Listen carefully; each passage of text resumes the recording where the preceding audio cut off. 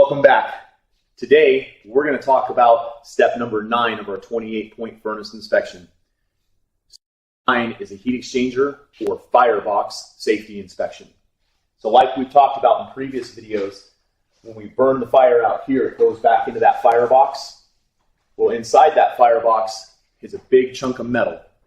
And the fire runs through it, and eventually it's no longer fire, and it's just exhaust fumes. And then the exhaust fumes go out the flue pipe. The point is we want to get the heat exchanger up somewhere in the neighborhood of 210 to maybe 240 degrees. When we take the air, your breathing air across it, it then heats the air because we're adding heat to it. Here's the reason why we want to check out the inside of this heat exchanger. What you see is the fire going in. What we see inside is the fire going through this tube.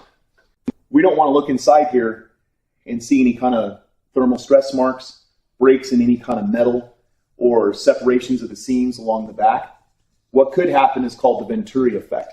Let me explain what that is real quick. You get low pressure air inside here and high pressure air, your breathing air, coming along the outside. It can actually create a suction and remove the exhaust fumes from inside this and put them directly into your breathing air.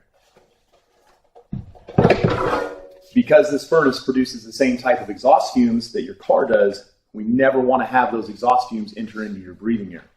That is why it's so important that every year, before you start using your equipment, that you get it inspected and checked and have your maintenance done. See you on the next video.